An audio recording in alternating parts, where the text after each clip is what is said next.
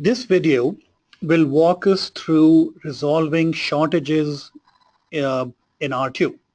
A shortage is defined as an order where you have equipment required by the customer that may not be available in the quantities they need for the date ranges they need.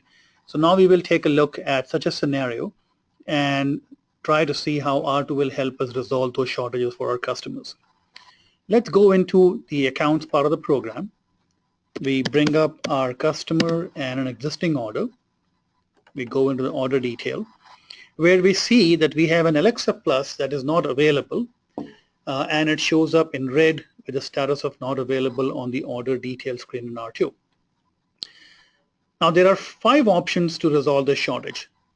Simply highlight the product line that's not available, and here are the 5 choices to resolve the shortage. You could choose to sub-rent, buy more assets, transfer from a different site if you're multi-site and you have availability there, see if you can exchange this item for something else, or flag the item as a quick turnaround where you notice that the item is coming back to your warehouse or yard earlier that morning and you need your folks to turn that item around, get it ready as quickly as possible to go out for the next rental in the next few hours. Now let's walk through a typical sub-rental example to see how quickly and easily we can resolve this shortage via a sub-rental process. We choose to sub-rent. I'm going to create a new purchase order, or I could have used an existing PO if I knew the vendor I was going to sub-rent from.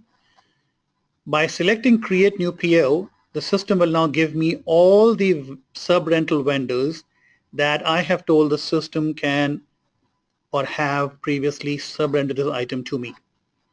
By simply double-clicking on the vendor name, the system will now create a purchase order for that item linked to the order in question and automatically put the last sub-rental price on there. And I can of course modify the price if I have negotiated a better price with the vendor. At this point, I can check all my dates, make sure they are good to go. At this point, I can choose whether I am drop shipping the item directly from the sub-rental vendor to the customer, or am I going to have it come to my warehouse or yard before I have it shipped out again. You now need to release this PO before it can be emailed or printed out for the vendor. And you can build in business rules within R2 that define which user can release POs, which user can release POs up to a certain dollar amount. And other examples are users requiring higher authority, higher permission to release POs up to beyond a certain dollar amount. When you release the PO, you're now able to see that the color goes from red to green, the status goes from not available to sub-assign, and the sub-rental PO has been created and can be emailed out to the vendor. Other options, of course, for resolving shortages are purchase, which means a similar process, but now you are creating a purchase order to purchase the item from your manufacturer. If you're multi-site, you could look at transfers. If you have defined as something else being exchangeable, you could look at that.